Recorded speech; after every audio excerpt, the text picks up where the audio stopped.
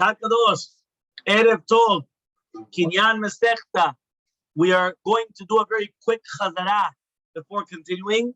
We are on the He Amud Bet, 3/4 down, where it says in the first word on the line, Umi mitche gavra mikame gavra, which means, does the life of one person is pushed off because of the life of another person?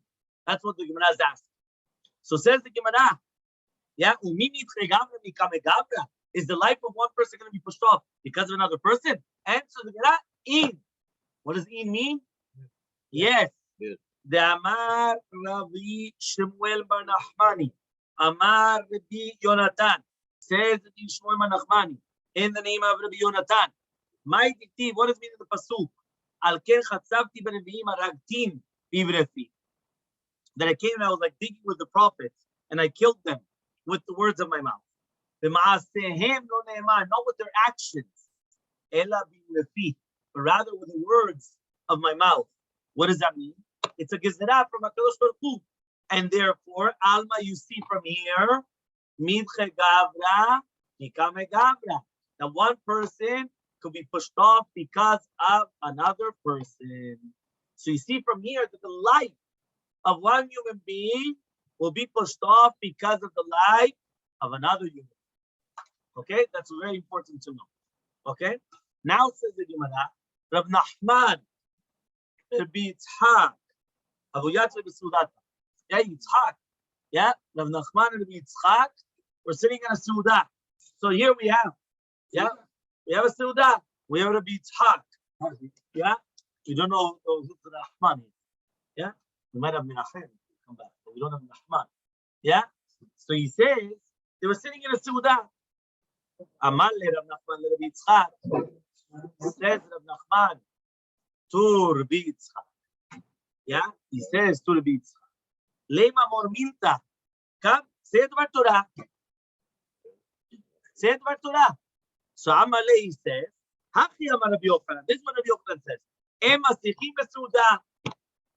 Yeah, you're not allowed to talk in the rules. That was the Dvar Torah. No, it wasn't. You're not allowed to talk in the Suda. So I can't give you Dvar Torah. Why? Shema yagdim kanela veshe. Because maybe, right, it will be that the food will go down on the wrong pipe, right? Which means it'll go down the trachea instead of the esophagus, which means that it's the wrong pipe, the windpipe instead of the food pipe. And therefore he comes and he says, it's going to be a problem. So he says, after they ate, Elmaleh, he says, this is what Rabbi Yochanan says. Now I'm going to give you a Torah. But he wasn't just trying to get out of the proof, because the second that they finished eating, he came and he gave him the Torah. What was the Dvar Torah? He says, Rabbi Yochanan comes and he says, Yaakov Avinu lo met. Yaakov, our forefather, did not die. He didn't die. Yeah? So Elmaleh, Rav Nachman tells Rabbi Yitzchak, he says what? For no reason? Bichti is like in vain, right? And it wasn't in vain. The ones that they eulogize. The ones that they did the embalming, right? They did the embalming. The kavru kavraya, the ones that buried, they buried. I don't understand. If he didn't pass away, so why in the world did they eulogize him? Did they embalm him? Did they bury him? Something's going on. Something wrong. Yeah? So Elmaleh, he answers, Mikra. He says, you should know, I'm not saying it misvara. I'm saying it from a pasuk. Why am I saying it from a pasuk? He comes and he says, because it says in the pasuk, Shneimar, Ve'ata al tirav bi Yaakov, Ya neum Hashem, and now, do not be afraid, my servant Yaakov, says Hashem. Ve'al techat Israel, do not be afraid, he said. I'm going to save you from the distance. And your children, from, what is it? It's from the land of their captivity. Right? It's really captivity. Right? Because remember, Shevi, right? Shevi is, no, not Shevi. It's two different words. Two different words. One of them is shuv, right? The shorah is shuv, and the other one is shevi. Shin bet yod. Shin bet yod, right, is to captivity, right? Captivity. Like people that are taking shuin, idyon shuin, right? Shevi. So same thing here. Meret shivyam, from the land of their captivity. Obviously means from the land of the exile, because you're taking them back from the exile, but from the land of where they're captives. Okay, so therefore he says, Makish hu lezaro. There's a juxtaposition, right, between him and his children. Mazaro b'chayim. Yeah, just like the children are alive, afu b'chayim, so too he's going to be alive. Which means, right, that what are we saying? We're saying here that obviously it has to be that they're still alive. So Amarabi, right? So that's what he says. He says, I'm learning from a pasuk. Makes sense until. So the truth is, I thought that you guys were going to ask me a completely different question. Yeah? And this only comes when you do a chazarah 2 times. Yeah? The Gemara just said, he's saying this in the name of Rabbi Yochanan. Rabbi Yochanan comes and says, this is what Rabbi Yochanan says, Yaakov vinu lo met. Immediately Rabbi Nachman comes, right? And he asks Rabbi Yitzchak, I don't understand you, right? How could that be? He says, what, they didn't do it for no reason. So Elmaleh, he comes and he says, I didn't say it from a spot, I said it from a pasuk. You were the one that said it, was Rabbi Yochanan. Yeah, who's the one that's saying this? Who's the one that's speaking? Obviously, it's Rabbi Yitzchak, Rabbi Yitzchak answering to Rabbi Nachman. What does that mean? Ani doresh. Ani doresh, or was it Rabbi Yochanan that made the drasha?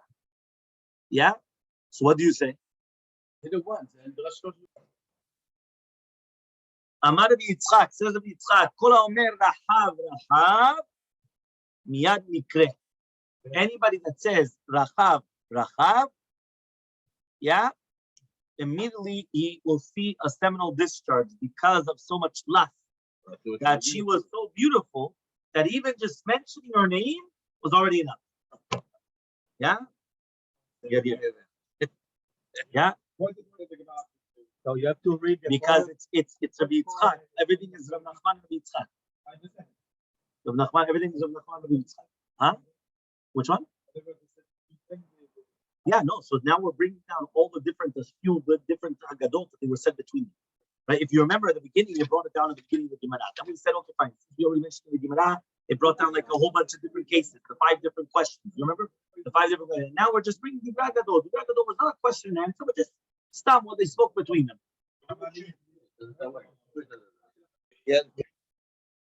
Yeah, it says here like this. If you remember, we said that Rachav is Rachav Azunah. She was the one that hid the Miraglim.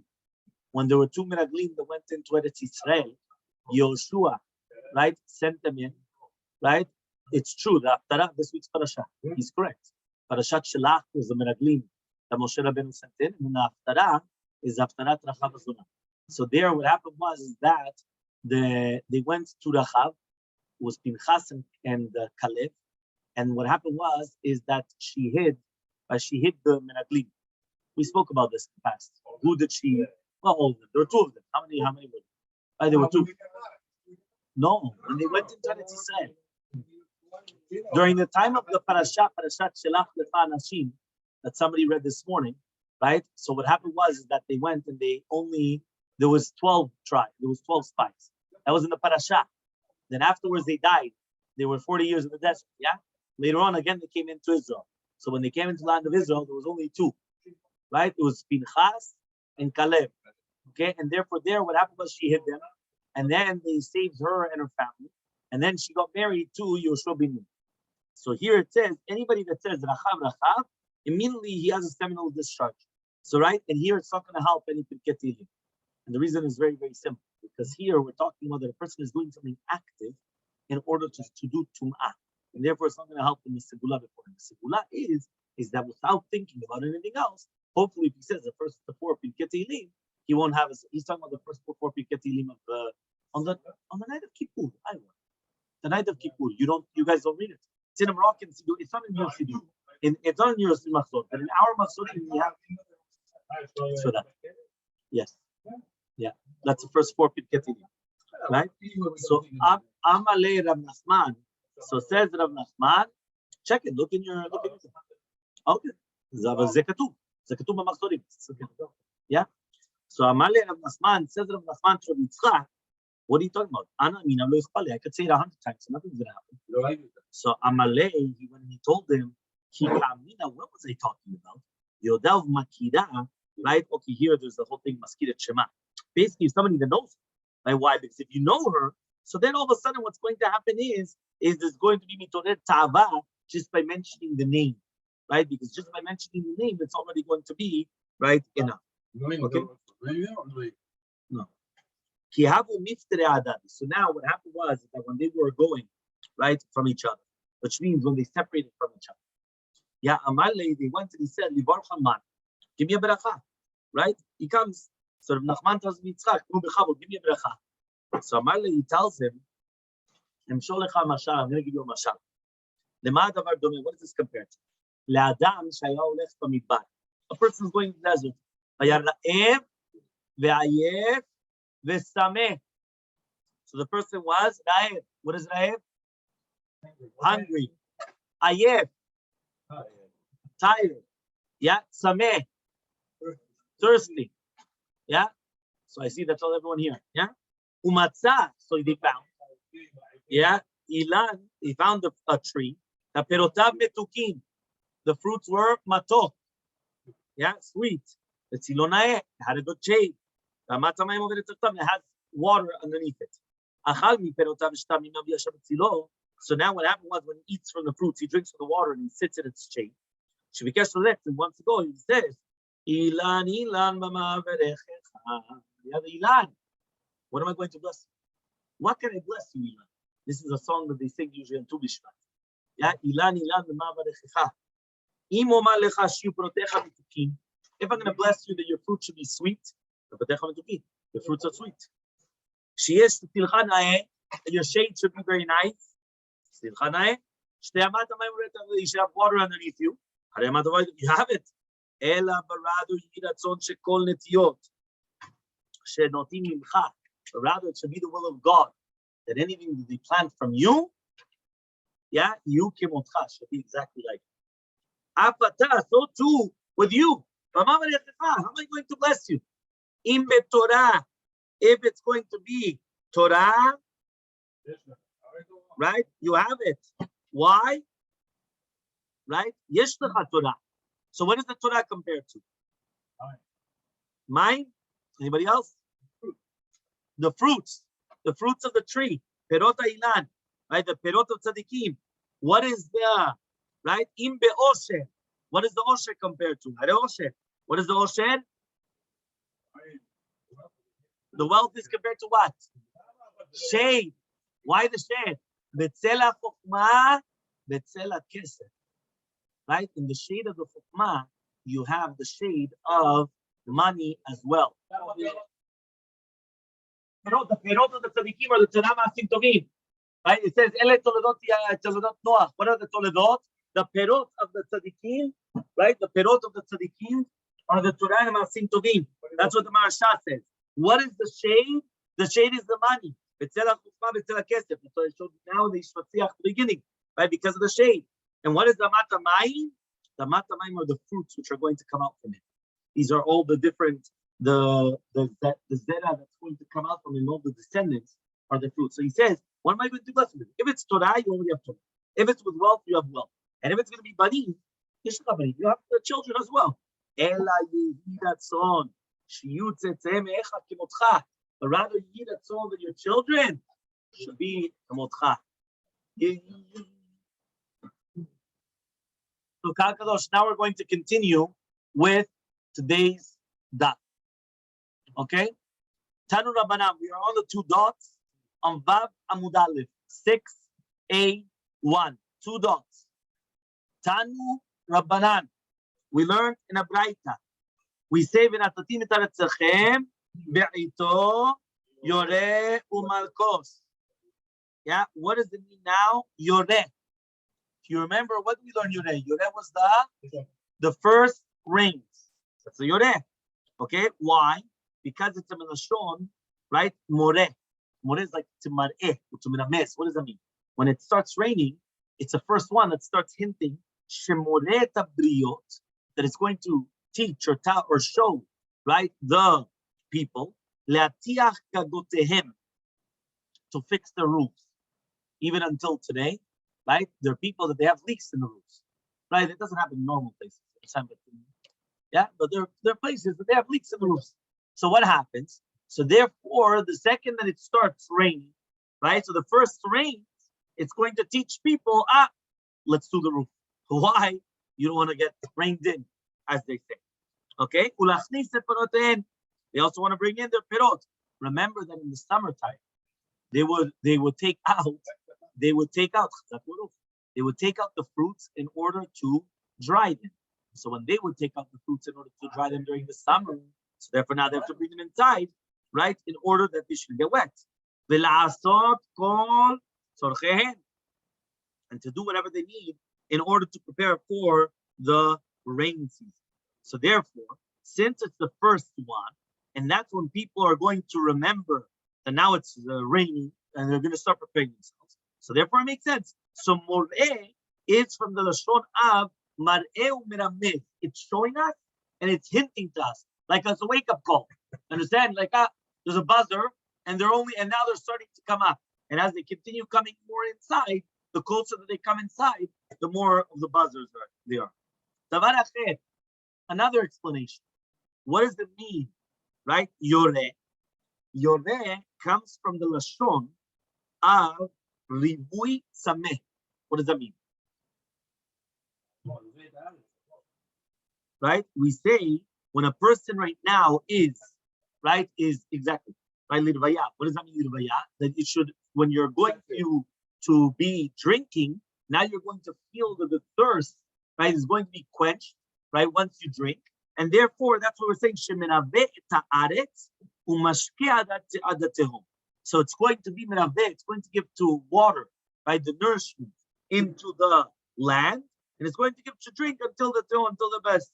Shneimar b'tzedek in the pasuk in Tehillim, tilameh raveh nachet gedudea, birvivim temogegena, yeah, simcha tevareh. So you see from here that the lashon raveh is on Yeshamim. Basically, telameha. What is telameha? Telameha, or but the furrows. Why? Because when you have the furrows, those are the rows when they're plowing. That's called the telameha. Yeah, continue. Nachet gidudea. It's bent, Which is basically nachet lebriot. with shower, you soften it. Birvivim. Birvivim is the tipot mutar, the revivim are the drops of rain. Temogigena, Rose, you bless. right? So the tipot of geshem, they're going to come and they're going to mix the kalka. They're going to come and it's going to like melt. So therefore, what we're trying to say now is that you see that rain is referring to telamer raveh nacheg. We're talking about rain. So that's the second explanation. So one more time. First explanation of yoreh is lashon moreh. What's a moreh? A teacher. The teacher teaches us a path. He's teaching us a way. They're teaching us something. Or they're coming and they're hinting to us. So it's mar'eh u'meramez. Second explanation is it's quenching the thirst. The third explanation, shiyored benachat ve'eno yored bezach, which means when it says here yored means that it's coming down slowly. Rashi said in lashon moreh because it's like a rabbi teaching or a teacher teaching a student, right? What does that mean? You come and you teach them slowly. If the first time around you're going to come, you're going to do. They're not going to get it. The first time it's slow, right? There's no rush. There's nothing. Why? In order that they should come and understand. Yeah, that's the first, right? The first that we're trying to say over here.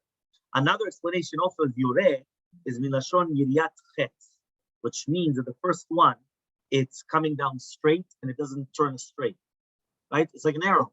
An arrow you're shooting with precision, right? Bow and arrow, right? So you're shooting, right, with precision, with bullseye. So therefore he comes and he says, and it doesn't come down, right, like, when it's a storm, the rain is all wild. Not wild. Coming down exactly where it needs to go. Right? That's right, from precision, okay? So these are just three different explanations that we brought down, correct? Yoreh, davar acher yoreh, davar acher yoreh. Three different explanations. Or eno yoreh, אלא שמשאיר את הפירות, ומשקיף את הזרעים, ומשקיף את האילנות. So he says, one second. Or maybe when it says yoreh, yoreh is like we just mentioned now about Yidiyat Chetz, which means it's like an arrow. And the kavanah is the opposite. That the rain is going to come down with a mamash like a sha'ata, like cats and dogs, as they say. And it's not probably going to be a bracha. It's a klala. Why is it a klala? It's going to take down all the fruits from the tree. Right? That's mashirat hapirot. It's going to take off the fruits. Umashtifet azraim. It's going to it's going to when it's like drowning, right? I mean, if you put too much water on it, right? So it's going to come and it's going to be mashtifet azraim. Mashtif, exactly, it destroys it. And mashtif ta'ilanot. What does it say there? Washes away the seeds, but it's going to like drown it, basically. And also the same thing with the trees. So Tomolomar, that's why the pasuk says malkosh. When it says yoreh umalkosh, what is exactly that means? Just like malkosh, what's malkosh? The last phrase. So just like malkosh was libracha, as we're going to explain now, just like malkosh was done as a beracha, so to yoreh was going to be done as beracha. Which means don't come and explain the wrong explanation of yoreh. That means that it's coming to destroy. Because since it was juxtaposed, since it was brought close to the other one, which is malkosh, and malkosh was for a beracha, which that's what we're going to see over here. So therefore, yoreh was also for beracha. So what's a beracha? Obviously, there's not going to be a pounding away, but if not, it doesn't help. Okay? Oh, eno malkosh, or maybe it's only going to be malkosh. What does it mean, malkosh? Ella, what is malkosh? Mal and kasher. Meaning, we wanted to say that maybe malkosh is mal. Mal in Spanish. What's mal in Spanish? Right? We're also in French. Now, right? Malab, now. So he says, mal is chotech v'shover. It's to cut and to break. The kasher, right? And it's going to be hard. So what does that mean? The pshat malkosh means shemapil et habatim. It's going to take down the houses. V'shaber et ha'inot, to break the trees. Ma'aleh et ha'sakaim, to bring up all the locusts. So maybe bemet, malkosh is negative. Because mal, kosh is kasher, right? It's an acronym. Mal, bad, and right, because it's going to cut, and then it's kasher. So now we're going back and forth. We wanted to say that yoreh had to be because of the beracha, because of malkosh. And now we're saying malkosh had to be beracha, because yoreh was beracha. How do we know yoreh itself? How do we know that it's also beracha? In the pasuk, Uvnei Tzion, Gilu v'simchu b'asher lokechem. The children of Zion, right? They should be rejoicing and happy with Hashem, their God. Ki natan lachem et hamoreh litzedakah. There's given them the moreh for tzedakah, right? Vayoreh lachem geshem, and he brings down geshem moreh umalkosh barishon. So for since it says here moreh, it's like yoreh, and it says litzedakah. Obviously, we're talking about Geshem Beracha. So the truth is, though, that here it's actually written Geshem Moreh Malkosh B'Rishon, but it was only written the Moreh is Litzedakah. Does it say Malkosh? So the Moreh is Litzedakah. So since the Moreh is Litzedakah, everything was done with righteousness, with good. So the Malkosh was also going to be with Tzedakah. And that's what we do. 2 dots.